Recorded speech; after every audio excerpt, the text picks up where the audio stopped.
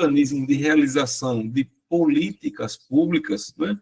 Nosso foco, o foco da nossa matéria é o direito administrativo. Ele vai tratar, na maioria das vezes, sobre a administração pública, né? Professor, o que se faz necessário para conceituarmos a administração pública? Nós vamos nos valer da doutrina, que diz que, a depender do elemento, do conceito, da linha que vai se seguir, existe a classificação da administração pública de acordo com o sentido amplo, de acordo com o sentido estrito, de acordo com o sentido material, de acordo com o sentido formal, né? Para o conceito amplo de administração pública, nós vamos estudar o quê? Os órgãos do governo, os órgãos administrativos, a função administrativa que o Estado exerce, né? E quando nós vamos estudar pelo viés estrito, nós vamos estudar os órgãos e as pessoas jurídicas que exercem o quê? Exercem a função administrativa, pessoal, né?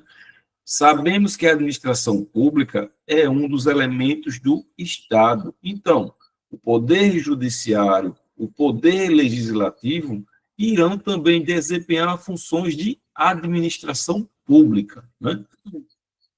Então, nós sabemos que existe no Brasil uma tripartição de poderes, né? E os poderes exercem funções típicas e atípicas. O poder executivo, por excelência, ele vai tratar de ações relacionadas à administração pública, né? Mas o poder judiciário, o legislativo, Ministério Público e Tribunal de Contas também. Os autores analisam a administração pública pelo viés formal, subjetivo ou orgânico, levando em consideração a pergunta de quem exerce a atividade, se órgãos, pessoas jurídicas e agentes definidos pelo ordenamento jurídico como sendo da administração pública, independentemente da atividade exercida, pessoal, será objeto do estudo do direito administrativo. Já no conceito material, objetivo ou funcional, é a atividade em si, é a matéria que vai dizer se é uma função administrativa ou não, né? Então, ações relacionadas aos serviços públicos, à polícia administrativa, ao fomento e à intervenção do Estado nas atividades econômicas são consideradas ações de administração pública, né? Então, nós sabemos dos critérios, dos elementos que conceituam a administração pública, nós vamos encontrar no Decreto-Lei 200 de 1967 a classificação do que vem a ser a administração direta e a administração indireta. Vamos recordar que a administração direta vai ser aquela atividade exercida pela União, os estados, o Distrito Federal e os municípios. Na forma o quê, pessoal? Na forma concentrada ou desconcentrada, né? Vamos recordar que a diluição de competências no âmbito de uma única pessoa jurídica, ela recebe o conceito de concentração ou desconcentração administrativa. Enquanto o Estado, ele cria ou autoriza a criação de uma pessoa jurídica da administração indireta, nós vamos ter uma descentralização administrativa. Descentralização administrativa, nós teremos, no mínimo, 2 pessoas jurídicas. É importante recordar que, na administração indireta, nós teremos pessoas jurídicas com autonomia administrativa e financeira, né? Então, terão responsabilidades próprias, né? Elas não possuem uma subordinação hierárquica à administração direta. Porém, contudo, todavia, elas sofrem o que nós chamamos de supervisão ministerial. Isso é o que justifica o quê, pessoal? A presidente da Petrobras prestar contas, né, das atividades ao ministro das Minas e Energias, de igual maneira o quê? O gerente, o presidente do Banco do Brasil, que é uma sociedade de economia mista, ou da Caixa Econômica Federal, que é uma empresa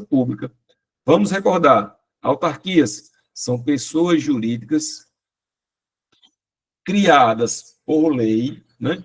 Com as mesmas prerrogativas das pessoas jurídicas da administração direta. Então, ó, tem servidores públicos, em sua estrutura tem órgãos públicos, né? Pagamento de decisões judiciais por meio de precatório, enquanto que as sociedades de economia mista e as empresas públicas, elas são regidas por normas de direito privado, pessoal. Elas têm empregados públicos, né? Não possuem prerrogativas no pagamento de suas, na contratação, né? Por quê? Nós sabemos que, embora elas sejam pessoas jurídicas constituídas sob as normas de direito privado, por elas, né, integrarem a estrutura da administração indireta, recai sobre elas determinadas circunstâncias peculiares, né? Vamos recordar aqui, as fundações públicas, elas podem ser constituídas sob as normas de direito público e sob as normas de direito privado, né? Quando constituídas sob as normas de direito público, os autores vão tratar que elas têm as mesmas, são fundações autárquicas. Princípios constitucionais da administração pública. Verificamos o que vem a ser o conceito de administração pública. Verificamos o enquadramento deles no direito administrativo. E nós verificamos que a Constituição Federal afirma a administração pública, direta e indireta, de qualquer dos poderes da União, dos estados, do Distrito Federal e dos municípios, obedecerá aos princípios da legalidade, impessoalidade, moralidade, publicidade e eficiência. O princípio constitucional da eficiência, pessoal, ele foi inserido no texto constitucional a posteriori, né? E esses princípios, eles são de observância obrigatória, né? Entre os princípios, pessoal, quando existir, porventura, um conflito entre os princípios constitucionais, nós vamos ter o quê? Uma ponderação no caso concreto, né? Imagine que nós podemos ter uma norma que ela seguiu todos os ditames do processo legislativo, porém essa norma, ela fere a moralidade pública, né? Então, essa norma, embora ela tenha seguido o rito da legalidade, ela vai ser o quê? Ela feriu o princípio da moralidade administrativa, né? Então, ela pode ser julgada inconstitucional. Vamos lembrar que na nossa prova nós temos dois princípios infraconstitucionais, né? Nós temos a razoabilidade e a proporcionalidade, que vão estar muito ligados à questão do poder de polícia do Estado e do poder sancionador ou disciplinar, pessoal, né? Celso Bandeira de Mello, ele vai dizer o que caracteriza o regime jurídico de direito administrativo é o quê? É a supremacia do interesse público sobre o interesse particular. E o princípio de quê? Da indisponibilidade do interesse público, pessoal, né? Mesmo se o agente, o administrador público, ele relegue esse princípio, não existe a renúncia, a possibilidade do interesse particular sobrepor-se a um interesse público. Então, recordem, né? Princípios expressos, explícitos da Constituição: legalidade, impessoalidade, moralidade, publicidade, e o nosso colega mais recente, o irmão mais novo, inserido pela reforma constitucional de 98, 20, a eficiência. Foi da eficiência que ocorreram diversos institutos de privatização, né, de empresas públicas e sociedades de economia mista. Importante, segundo o artigo 37 da Constituição Federal, em seu inciso 9, autarquias e fundações públicas são criadas por lei. Fundação privada, empresa pública e sociedade de economia mista, pessoal, ela é autorizada por lei, certo? Isso é importante frisar. Então, uma autarquia, ela vai exercer atividades de ordem administrativa, enquanto as fundações públicas, de ordem social. Então, vai estar muito ligado o quê? A cultura, educação, saúde, né? Uma fundação de direito privado também, né? E o quê? A empresa pública e sociedade de economia mista vai estar ligada a atividades de cunho econômico, pessoal, né? Então, ó, os bens das autarquias e fundações públicas são públicos. A fundação privada, a empresa privada e a sociedade de economia mistas são bens regidos sob o Instituto do Direito Privado, né? E são bens privados. Mais uma vez aqui, né? Saber que uma autarquia e uma fundação pública, ela tem privilégios em juízo, né? Ela tem o regime estatutário. Oi, Anderson. Boa noite, professor. Boa noite. Uma fundação pública de direito privado, ela pode ter o regime seletista? Ela tem o regime seletista. Ok, obrigado. Viu? No direito privado, ela vai ter o regime seletista. E na fundação de direito público, ela vai ser estatutária. Vamos recordar, né? Ó, uma fundação privada ela é autorizada por lei, da mesma maneira que uma empresa pública e sociedade de economia mista. Isso pode ser uma pegadinha que pode ser explorada na prova, né? A diferença entre empresa pública e sociedade de economia mista é o capital que foi designado para a formação dessa pessoa jurídica.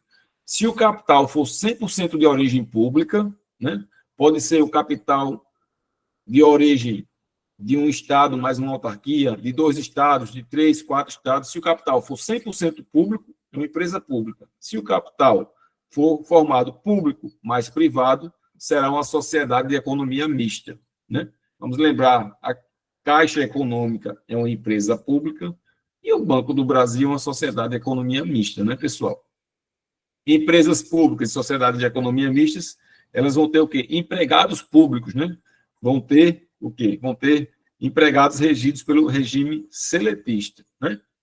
Importante, na nossa prova vai cobrar acerca do quê? Dos órgãos públicos, pessoal, né? No Brasil, adotou-se a teoria do órgão, onde a vontade do agente público é imputada ao órgão, e, por sua vez, é imputada à pessoa jurídica ao qual esse órgão está vinculado. Ele integra a estrutura, né? Então, imagine o seguinte, que nós temos um órgão da Agência Nacional do Petróleo. Então, ó, a responsabilidade civil, né, princípios, de obediência aos princípios, vai ser o quê? Da pessoa jurídica autarquia, Agência Nacional do Petróleo. Isso é muito importante. E recorde que, com relação à administração direta, nós temos concentração e desconcentração, né, de órgãos públicos. Pessoal, na empresa pública e sociedade de economia mista, nós temos empregos públicos, é diferente.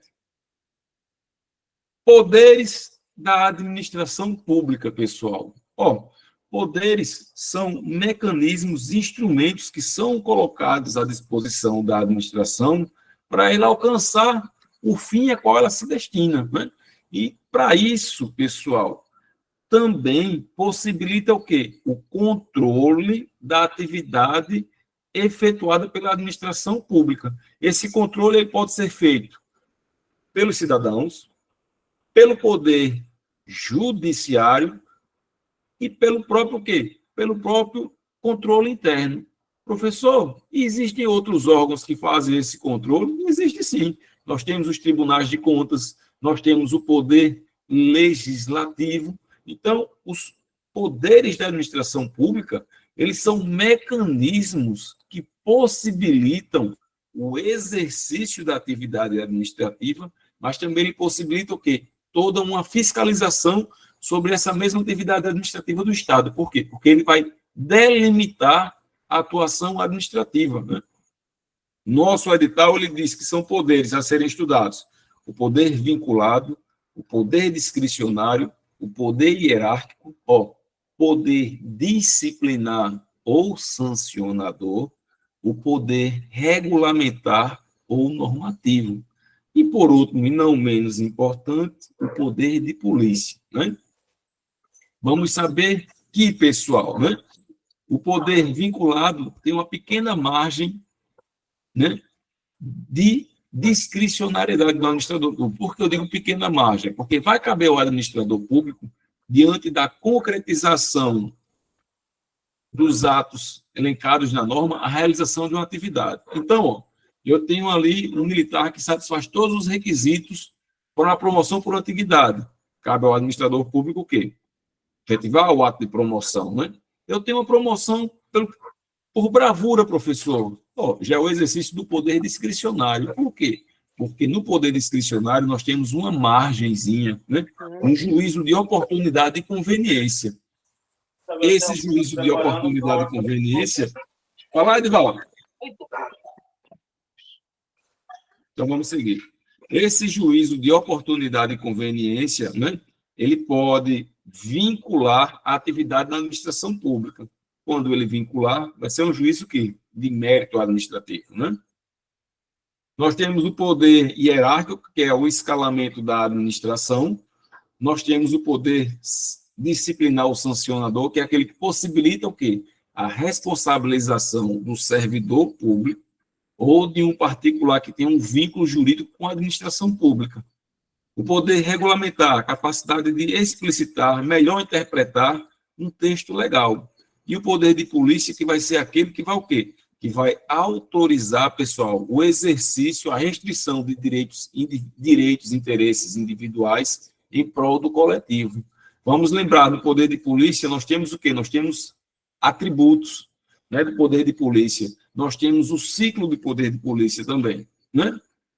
Então, no poder de polícia, o poder de polícia é um poder da administração pública.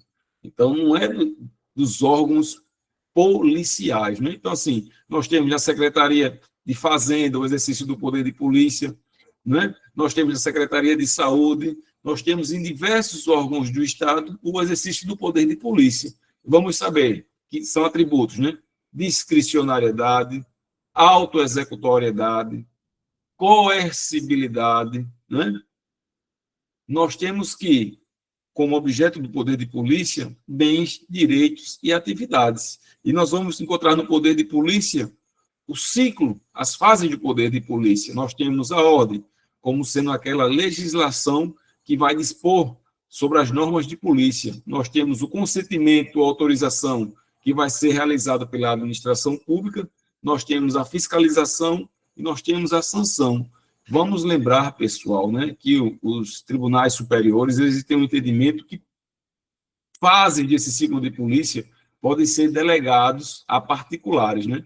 A ordem de polícia jamais será delegada a um particular, isso é unânime.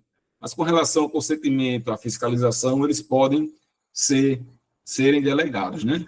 Há uns julgados que vão tratar da sanção, mas eu acredito que não vai ser cobrado tal grau de profundidade, não. Se cobrar acerca da fase do poder de polícia e a possibilidade de dessas fases ser delegado a um particular, isso é verdadeiro, né? Não todas. Lembrem, a ordem de polícia, ela é indelegável.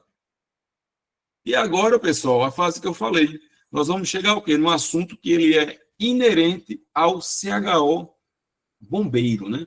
Vamos tratar sobre atos administrativos. Nós verificamos até aqui o exercício da atividade da administração pública. E agora nós vamos tratar o quê? Da manifestação unilateral da administração pública, que ela vai ser destinada, pessoal, aos contribuintes, né? Aos administrados, né?